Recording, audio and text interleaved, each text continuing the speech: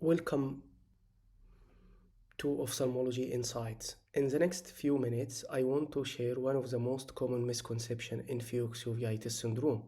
By the end of this video, you will know when to step back, what to monitor, and when to operate. And the key message is simple: stop chasing the cells. It is one of the most frequently misdiagnosed uveitis entities in the world. The classical teaching often focus on heterochromia, especially in white race, but this can be much less obvious or even infrequently observed in patients from other races. Fuchs uveitis syndrome generally has a good prognosis, but the problem is that incorrect diagnosis may lead to unnecessary therapy, and this may accelerate the development of cataract and secondary glaucoma.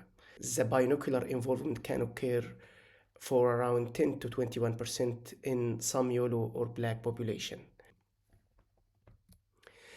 And here is the diagnostic roadmap. This is a simple flow chart, shows the diagnosis rests on key finding as per the last Chinese publication, which reviewed more than 500 cases of Fuchs.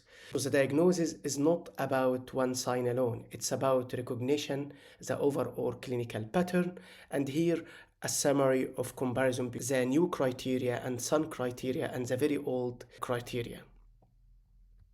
Absence of posterior synechia applies to an unoperated eye. But after surgery, postoperative inflammation may behave differently from the original syndrome, and the posterior synechia may develop. Also, if your patient develops cystoid macular edema, you should review your diagnosis. So this is the main point of the video. Treatment is about resisting the reflex. There is no clinical basis of initiating chronic anti-inflammatory treatment in typical Fuchs uveitis syndrome. Corticosteroid responsiveness in Fuchs uveitis syndrome eyes tend to be poor.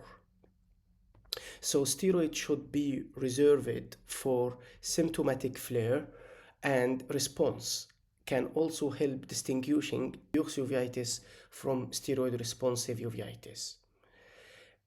In another word, don't treat the anterior chamber cells like they are sending you daily emails demanding a reply. Sometimes the best response is not another steroid prescription.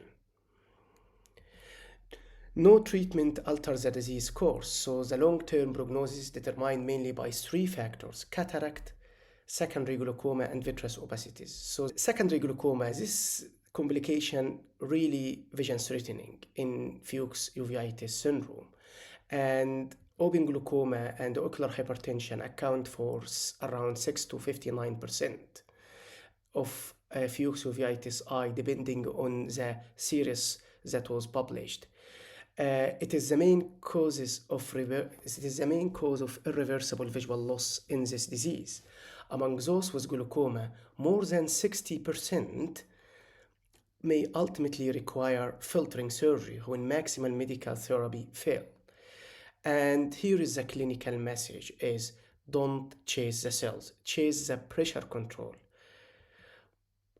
Three key messages: recognize it, don't overtreat, manage the complication, prioritize intraocular pressure and optic nerve monitoring, timely glaucoma surgery and cataract surgery when functionally needed.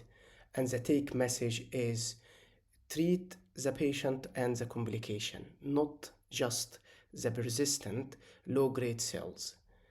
Thank you for watching, and these are the key references behind today's video. See you in the next episodes of Ophthalmology Insights.